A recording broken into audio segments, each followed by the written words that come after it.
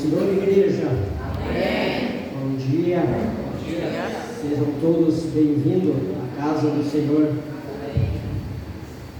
Aqui não é outro lugar a não ser a casa do Senhor. Estamos todos num lugar 100% certo. Graças a Deus. Por mim eu já encerraria, né, pastor? Maravilhoso esse culto, né? Deus é perfeito, né? Tá? Os louvores é maravilhoso, isso aí é perfeito. Eu vou pedir que o Lucas lá, o Gabriel, coloque para nós lá na tela, Êxodo 14, 16.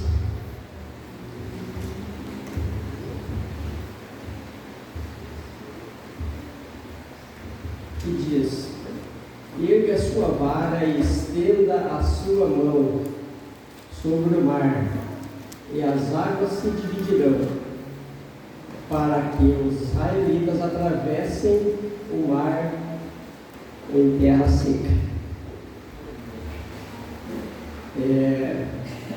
Fiquem atentos a essa palavra: erga a vara ali, estenda a sua mão.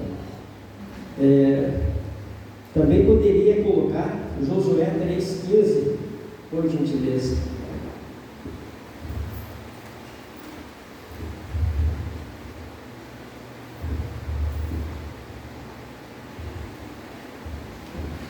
O Jordão transborda em ambas as margens na época da colheita. Assim que os sacerdotes que carregavam a arca da aliança chegaram ao Jordão, e seus pés tocaram as águas. Tem a outra versão que fala que eles chegaram com a água até a altura da cintura.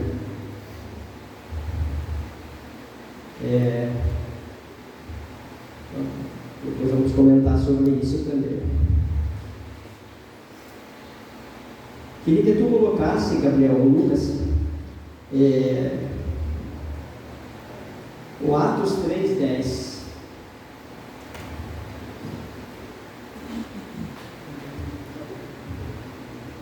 Vamos direto no. Vamos ler completo. Aliás, Atos do 1 ao 10, né? Desculpa, 3 do 1 ao 10. Mais específico, o 7, mas vamos ver.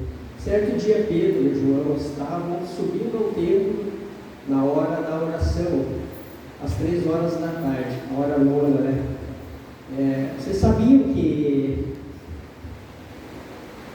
tinha três horários, né? Tinha às 7 da manhã, às 3 da tarde e às 18 horas. E eram os horários que os judeus iriam ao templo. Segura até aí, por enquanto. Deixa eu confessar um negócio para vocês. Não era essa a palavra que eu ia trazer, mas eu acredito muito na direção divina, porque eu tenho sido cobrado numa situação que houve há algum tempo atrás, e acho que chegou o momento de eu pagar essa conta.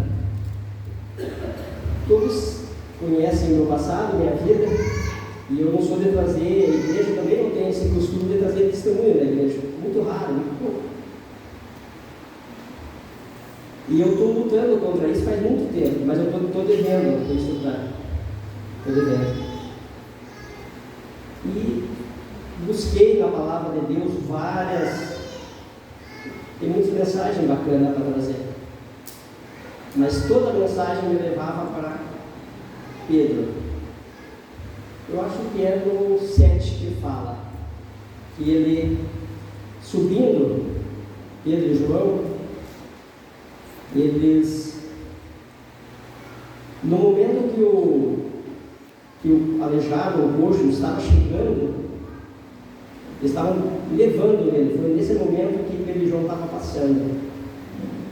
Eu acredito que muitas outras vezes já tinha acontecido isso, Porque não foi a primeira vez que ele pelejou o foro. Essa pessoa já fazia alguns 30 anos que ele estava ali, que ele tinha 40 anos que ele era aleijado. Talvez muito criança ele talvez não levavam ele ainda, mas pelo menos uns 30 anos fazia que ele estava ali. Muitos passaram por eles. Muitos. Com certeza ele nem olhar na cara das pessoas, ele não olhava. O hábito já estava de ficar ali, né? Ele não queria saber quem estava passando. Quem caísse ali, ele era muito. Interessante essa passagem que eu fico imaginando o contraste dessa pessoa naquela porta. Essa porta é muito linda, essa porta. Ali, se vocês fizerem um estudo sobre essa porta, a Porta Formosa, tem algumas diferenças de estudo, mas essa porta é uma porta muito grande. Essa porta, se não me engano, ela 25 metros de altura por 22 metros de largura. Isso aqui deve dar o quê? Uns 4 metros? Imagina 25 metros de altura. Ela é tipo uma fortaleza. E no tempo de guerra, essa porta servia para fechar e servia como um refúgio para o povo dentro desse tempo. E a Bíblia fala que essa porta era coberta de material precioso. Até ouro, até prata. Então a história dela é muito rica e é poderosíssima, essa porta muito bonita, é um destaque. Veja o contraste desse mendigo sentado na parte dessa porta. Né? Ali. Talvez o que ele olhava para aquela situação ali e pensava, né? Talvez Pedro olhou para aquela porta e pensou, eu não tenho nem aquilo nem aquilo para te dar. Porque estava ali, né? Mas o que eu tenho, eu te dou. E aí eu quero fugir da palavra um minutinho só, com a permissão de vocês, e contar para vocês o que Deus fez em minha vida. Teve uma época, que a gente estava numa situação bem difícil. Fora da igreja, completamente afastado. Conhecia já Deus, mas não permanecia. E eu estava passando uma situação bem difícil da minha vida. E aí, um certo dia, fui convidado para ir a uma casa, uma conexão, uma célula, onde tinha um culto. E eu fui. E às vezes o inimigo ele usa o momento de fragilidade da gente. Eu estava com muitas pessoas doentes na minha casa, como a maioria sabem que eu tinha bastante gente doente na minha casa. Pessoas já sofri demais e eu sofria muito com isso. E nesse culto, nessa célula, uma pessoa levantou e se direcionou até a mim e me deu bebendo, né? Eis que duvida de mim. Fez tudo conforme a gente sempre ouve as mensagens. Eis que te digo, eis que te falo, fazei prova de mim. Tudo aquilo que a gente é acostumado a ouvir, eu ouvi naquele dia. Eu digo uma coisa para vocês: nem todos que falam, eis que te digo, é da parte do Senhor. Nem tudo. E o inimigo estava usando essa pessoa para me destruir mais do que eu estava ainda. A minha fé já estava difícil. Fazei prova de mim, sei que tu não tem fé. Fazei prova de mim e peça o que tu quiseres. E marque o dia e marque a hora. E você verá que Deus sou eu. Falei, uau! Estou rico. Esse é o tamanho da promessa, né? Ele me deu toda essa liberdade, ele pediu o que eu quisesse. Ele é o Deus do tudo. Mas aquela dificuldade que eu estava passando naquele momento difícil da minha vida, a maior riqueza que eu queria era ver minha família sã. Alguns bem doentes, pensativo, acreditando naquela profecia, digamos que fosse, e conversei com Deus. Não podia perder essa oportunidade. E ali eu conversei e falei com ele, falei: Senhor, eu creio que tu podes, se tu quiseres. Então não é difícil de me dar, inclusive a cidade inteira, em riqueza, porque o Senhor é dono de tudo. Se a tua palavra é verdadeira, eu posso pedir e o Senhor vai me dar. Mas eu não quero isso. A única coisa que eu quero é que o Senhor cure fulano de tal, que era no momento a pessoa mais enferma que estava. Mas eu não quero também me apressar, visto que eu estou muito ocupado. Me dá 30 dias, um prazinho, né? Porque mandou marcar a data. Eu vou marcar. E por incrível que pareça, a pessoa faleceu.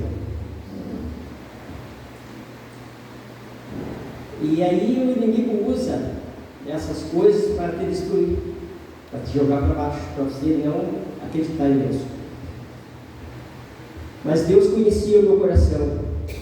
Ele sabia que eu não ia deixar de acreditar nele, eu não ia deixar de saber que Ele é Deus e que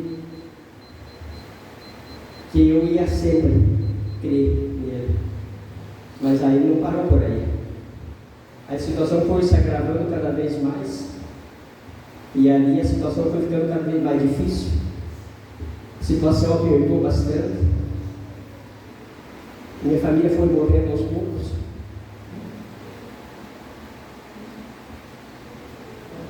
Aí a minha saúde não aguentou mais. Aí eu fui para a cama. Algumas pessoas conhecem, nunca contei na igreja isso, mas os mais próximos conhecem. Eu sabia que Ele podia fazer milagre, porque a gente conhece Ele. E também não critiquei Ele, porque eu sabia também que a palavra não era dele, que se fosse dele se realizava. Então eu confiava. Aí fui para uma cama. Quem conhece sabe que eu passei quase 12 anos sofrendo de arrasto, muitas vezes fui carregado no colo. Várias situações foi mexido na minha coluna, mexeram por 3 vezes, até que não tinha mais o que fazer. Aí foi marcada uma cirurgia de risco muito grande, e marcaram o dia, marcaram a hora, reservaram a UTI, e chegou as hastes, tudo, me falaram todas as ferragens que ia vir para colocar, toda a situação bem. Aí nesse momento chegou um enviado de Deus verdadeiro na minha vida e me fez aquele convite: vamos com nós naquele lugar que se chama o Projeto Radical. Falei: que maneira, eu vou ir, eu sou pessoa aleijada, eu não já tinha algumas, sempre escapa alguma conversa que era numa fazenda e que a gente ia andar bastante, a gente ia se bater bastante, e a situação lá não ia ser fácil, porque a gente conhece a situação que caminha bastante, é trilha, né? Não sabia tudo, mas sabia que era bastante cansativo, né? E eu não tinha condições. Falei: não tenho condições de ir por causa da situação assim, assim, assim. Expliquei a situação para ela, a pessoa certinha. Na quinta-feira eu vou fazer cirurgia, e era uma semana antes.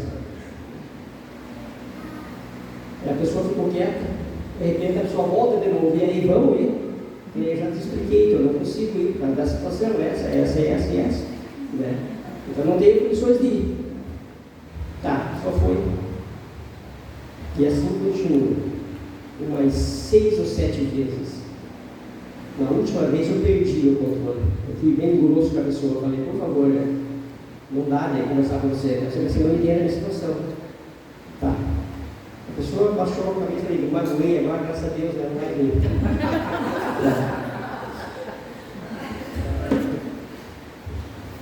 De repente, menos espera, eu encontrei com a pessoa de volta. E aí, você está pronto para ir? Aí eu falei de raiva, falei, quando que vai ser? Vamos sim. Vamos, eu já estou arrebentado mesmo. Eu vou fazer a cirurgia. Se quebrar mais alguma coisinha, mais um parafuso, não vai ter diferença. Aí fomos. Me levaram. Chegando nessa situação lá, não foi fácil. Não foi fácil. Eu me arrastei naquele lugar. Mas só Deus sabia o quanto eu precisava de melhorar. Passou toda a situação. Chegou o momento da oração. O momento da oração, eu não tinha fé. Não tinha fé. Eu sabia que ele podia, não tinha dúvida que ele podia, mas eu não tinha fé. E aí se encaixa aquela parte de Pedro. Quando ele chegou e o coxo estava ali. Aí foi usado duas situações: a fé e a ação. Pedro usou a fé, estendeu a mão,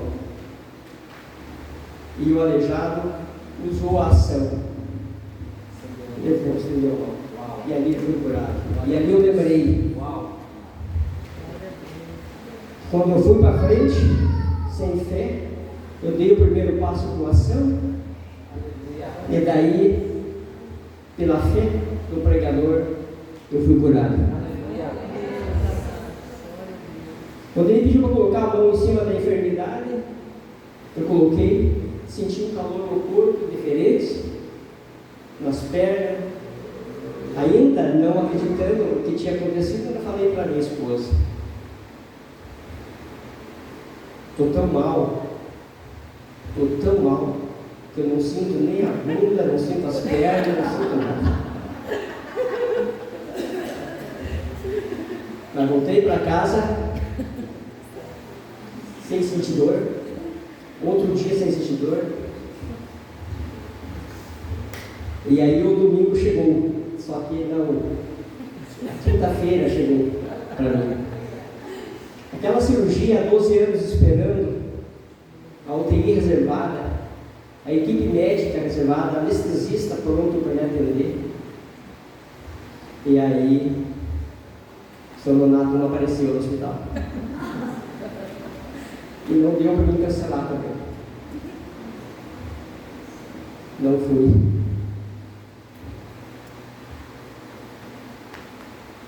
Já fazem 5 anos.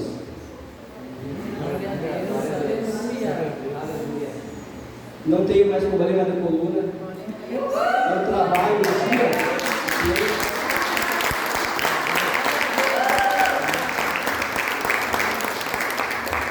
Eu tenho uma vida normal como qualquer outra pessoa.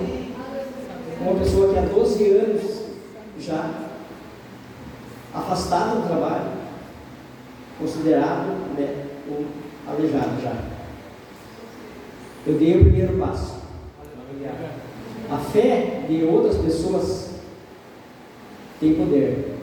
E nem todos os milagres que aconteceram na Bíblia foi através da fé da pessoa, mas a fé de outra pessoa. E ali aconteceu com Pedro. Por que eu estou dando esse testemunho para vocês? Estou pulando muitas áreas, senão o horário não permite.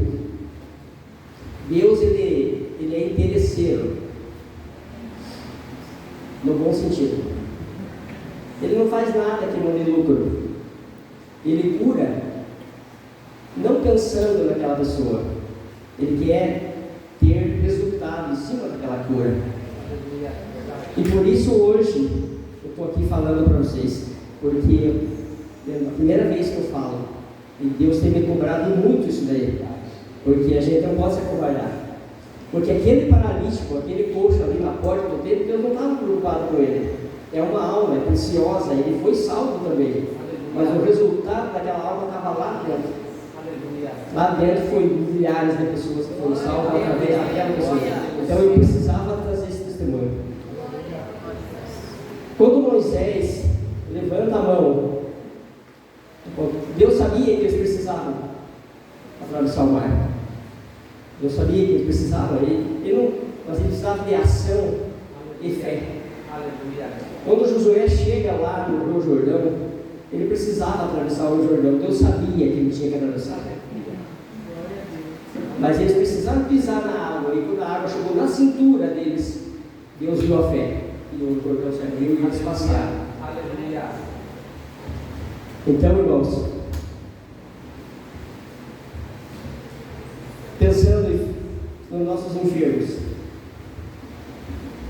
vai ter uma oração ali, e naquele louvor,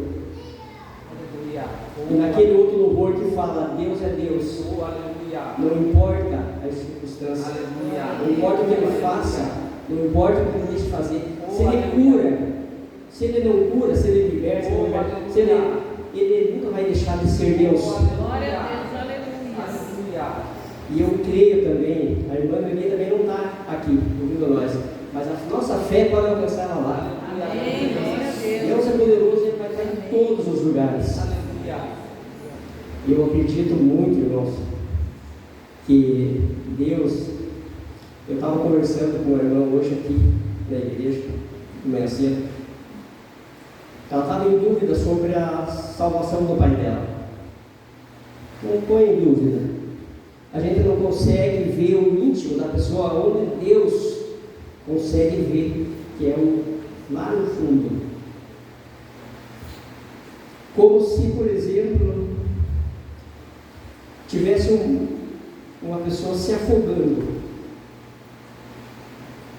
mas se ela tirar a pontinha do dedo para fora, ele pega naquela pontinha do dedo e salva, porque a salva custou, é muito caro. Ele não vai perder um sequer, porque a gente não pode negar a presença dele, negar ele na vida da gente. Se a gente não negar, a gente for atrás, a gente dá o primeiro passo, a dificuldade pode continuar com a gente. Às vezes continua 12 anos, às vezes continua uma vida inteira. Às vezes a cura de um doente não está no propósito de Deus. Às vezes a oração nos livra, Senhor do mal, Ele deixa de te curar. Porque às vezes o mal para a gente é uma cura. Porque Ele sabe, se a gente se curar, Ele vai perder a gente. Ele conhece todas as coisas. Então quando a gente pensa que Ele não fez, não realizou aquele pedido porque Ele não se importa, Ele se importa.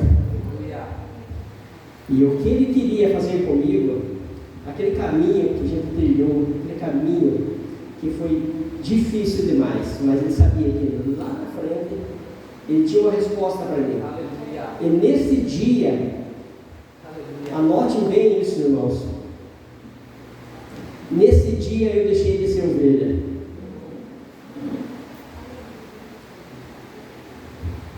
Até essa época, mais ou menos, eu precisava ser tratado. Com leitinho, cuidado. Cuidado para não ofender o irmão Donato, senão ele não vai vir mais. Nossa, vou ligar para o irmão Donato, o que aconteceu que ele não veio? O que aconteceu com a família do irmão Donato? Eu larguei mão de ser ovelha e comecei a compreender que o meu tempo de ovelha tinha passado. Eu não precisava mais ser carregado por ninguém, eu tinha que ajudar a igreja, ajudar as pessoas, ajudar os irmãos a serem, ajudar quem está precisando, não eu ser mais um fardo. Foi nessa época que entrou o pastor Adilson na minha vida.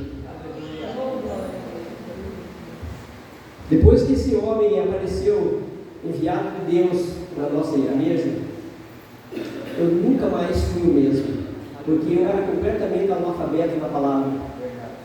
E a partir do momento que eu deixei de ser ovelha, eu comecei a me alimentar melhor. E aí eu comecei a compreender realmente quem é Deus. Aí eu comecei a me sentir sentir a presença dele. Eu comecei a sentir prazer de procurar, de estar perto, de sentir o cheiro. Porque é muito melhor cuidar do que ser cuidado. O que me veio na minha cabeça? Falei, meu Deus, gente, eu estou com 20 e poucos anos na igreja, ainda continuo sendo ovelha. Quando que eu vou me converter? Lembrei de Pedro. Pedro, quando tu te converteres, cuida das ovelhas. Meu Deus, ele caminhava com Cristo. Ele estava ali, ele não era convertido. Isso falou diretamente comigo. E dali, irmãos, eu nunca mais fui o mesmo. A minha dúvida de trazer esse testemunho era será que levo? A igreja está acostumada a ouvir palavras da Bíblia. Não é legal falar da gente, falar da igreja? Os irmãos saem de casa, se preparam para chegar na igreja e ouvir a palavra de Deus. Vamos lá levar o testemunho, será? Sabe que leva? Aí abri o livro de Pedro e comecei a estudar. Porque às vezes a gente lê, mas não estuda. Comecei a pesquisar o que Deus está me levando para esse caminho, mas não compreendia ali. Não compreendia. Né? Aí comecei, e Deus já me levou para Moisés. Deus já me levou para Josué. Uau! Assim, instantaneamente. E ali eu tive o entendimento de Deus. Ali eu tive o entendimento de Deus. Aí quando eu entrei no templo com Pedro, porque a hora nona não era a hora comum. De manhã cedo ia pouca gente, à noite também. Mas às 15 horas era muita gente. Era um momento que as pessoas levavam o dízimo, levavam a oferta, faziam o sacrifício e faziam mais uma coisa que eu descobri. Era o momento do testemunho. Uau. Por isso tinha muita gente naquele momento. Era o momento que levavam o paralítico para pedir. Porque era o momento que tinha mais gente. O número era maior. E aí Deus entrou com essa palavra. Se lá havia pessoas que precisavam ouvir testemunho, eu estou apto para dar o meu testemunho. O mesmo entendimento que Deus falou comigo. Por que 2? Já é a lei antiga, sempre de 2 em 2. Porque quando era para dar testemunho, precisava de 2 pessoas. Porque não podia falar uma coisa que não tinha uma pessoa que confirmasse. E hoje eu estou acompanhado da minha esposa, que é a minha testemunha, que andou comigo e está comigo. Então nós estamos de 2 em 2.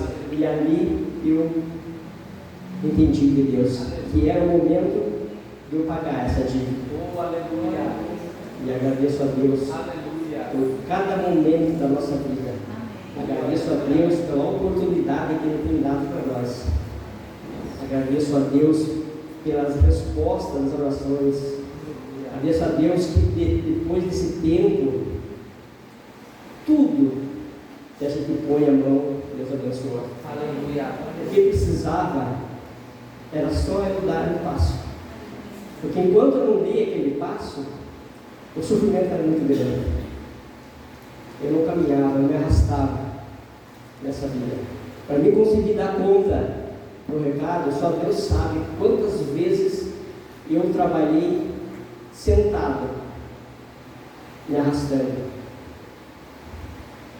Só Deus sabe quantas feridas eu fiz nas pernas, me arrastando para poder fazer o serviço, para poder ganhar o dinheiro para sustentar minha casa e sustentar minha família e meu filho. E eu não tinha mais saúde para trabalhar. E depois de passar pelo que eu passei e ter a vida que eu tenho hoje, eu não posso me negar. Não podia mais ficar com isso só para mim. Por isso eu digo para vocês, irmãos,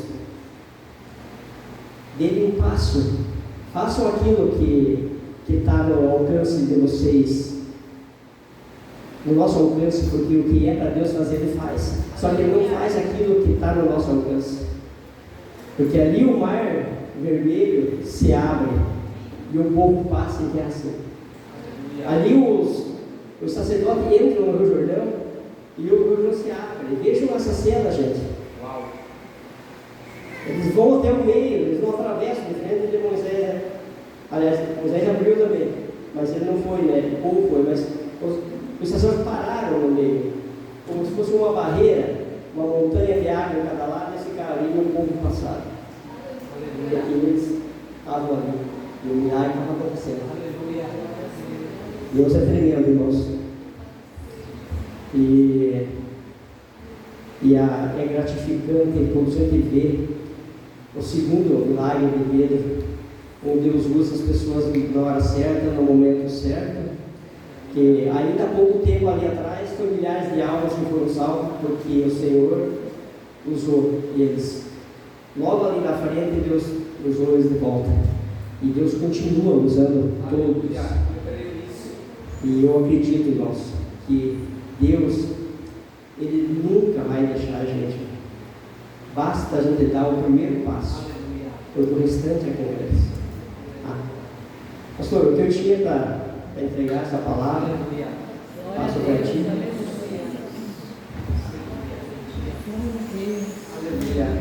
Aplauda o Senhor. Aleluia. Ele é digno de adoração. Que palavra gostosa. Eu estava aqui ouvindo essa palavra mais de uma hora. Glória a Deus. Queridos, o Nonato, eu conheço o Nonato, ou melhor, o Nonato me conhece quando eu tinha 12 anos de idade. E isso faz 35, né? 35, 36 anos. Nessa reunião aqui que a gente está, o Nonato e a Arumi, exceto a Yaci, né, que faz parte da minha família, que é minha cunhada, me conhece desde quando eu nasci. O Nonato é a pessoa que mais tem história junto, e eu acompanhei todo esse processo na vida dele. Mas o que é interessante é que eu e o Nonato, nós nos conhecemos quando nós ainda não éramos servos do Senhor. Nós conhecíamos, sabíamos, ouvíamos falar desse Jesus, mas a gente não conhecia. E para mim, estar aqui hoje, sentado nessa cadeira, sendo ministrado pela vida do Nonato, você não faz ideia a alegria que invade meu coração. É algo assim para mim. Eu ficava te ouvindo aqui, Nonato, a manhã toda. O poder dessa palavra, mas muito mais do que o poder da palavra, a autoridade que veio junto com essa palavra, a história dele. E eu quero te convidar para ficar de pé. E eu vou terminar o testemunho do Nonato, porque eu conheço a história dele. O Nonato chega do radical curado, chega no radical ali naquele momento, né, que a gente chega no radical cheio da presença do Senhor, com uma injeção de ânimo sem precedentes.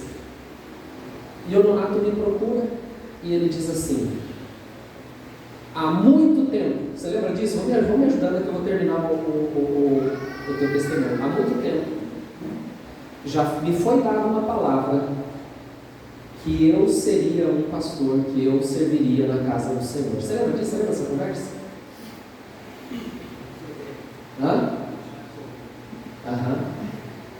E eu venho resistindo a essa palavra há muitos anos, ele falou para mim. Aí ele completou. Mas, porque o radical foi cura física, cura na alma, cura no espírito, foi várias situações que envolveram ali a vida dele. Ele falou: a partir de hoje, eu não vou mais fugir do meu chamado.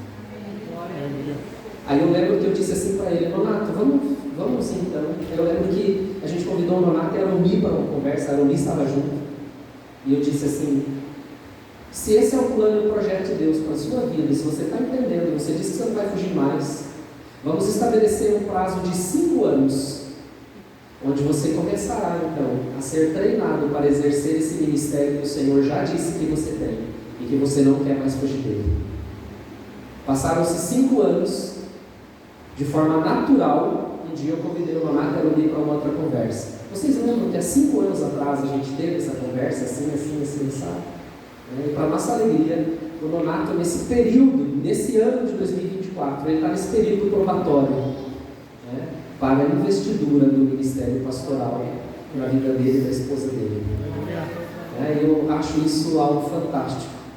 E que esse testemunho, que essa palavra que foi lançada aos nossos corações nessa manhã, possa ser um exemplo vivo do poder de Deus sobre as nossas vidas e muito mais, o exemplo de um quebrantamento do Senhor sobre as nossas vidas. Coloque sua mão no coração.